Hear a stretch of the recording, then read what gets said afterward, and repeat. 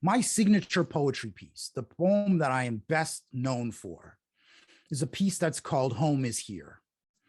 And Home is Here starts with the conceptual idea that most Black people and people of color, Indigenous folks, can immediately identify with, which is having somebody ask you the single question that you least like to hear, which is, where are you from?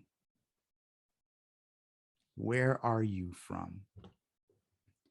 And so it talks about my journey and my experience and my thinking and my philosophy around having to deal with that question in my life, and makes an emphatic statement that I will behave in a way that rejects the entire premise of that question. And in order for you to understand that with a little more depth, I probably should just say the poem. So here we go.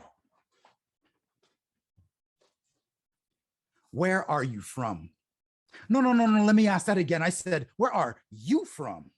Because Black folks are definitely not Johnny come lately. Our contributions are critical, central, and stately. When Champlain claimed New France for the Gaul with the crown, who did he have with him to guide him around but Matthew da Costa, who knew the lay of the land, and the languages spoken we know he could understand. But how would he know them lest he got here before the man credited with breaking new ground in our lore? The sheer gall with which power tries to silence, suppress the pain and the triumphs of my people, I guess time is now I say something and make myself clear. My home is here. East York was the place where my life began, at Toronto East General Hospital, by the capable hands of a Polish-born doctor who had a daughter the same age. He and my Jamaican mom watched as both children were raised by people who came to Canada for hope and a chance that their kids would develop the means to advance and have impact and blaze a path curtained in the snow in a land where my Blackness at 20 below, shiver shaking in shelters to go fight for my due. But now I plow ahead knowing what all of us knew.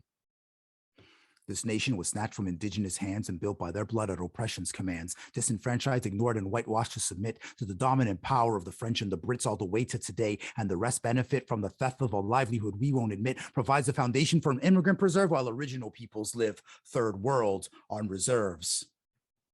Now take a walk around downtown Halifax.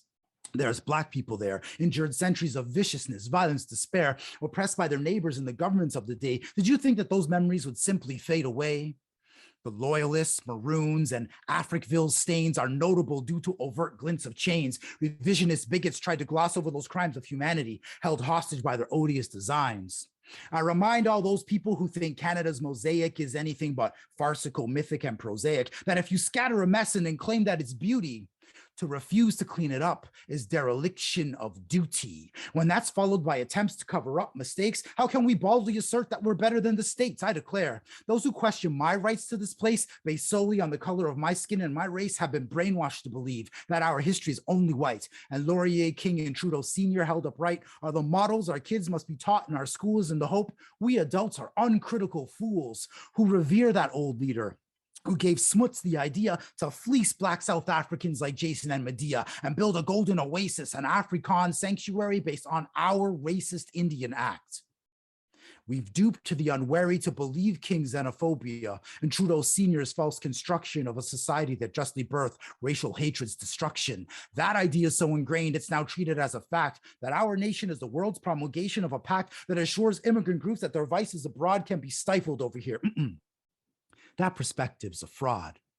Black people here can tell you that racism's alive and encumbering restraint so that it's harder to thrive. So take heed and don't step up and glibly succumb to the urge to ask with arrogance, hey, where are you from? I'm born of this land and it's here that I remain. And the depths of my roots allow me to ascertain without doubt that this land of water, rocks, trees, and ice is exactly where I belong. My forebears paid the price so I can stand here and state with no shame and no fear, my home is here.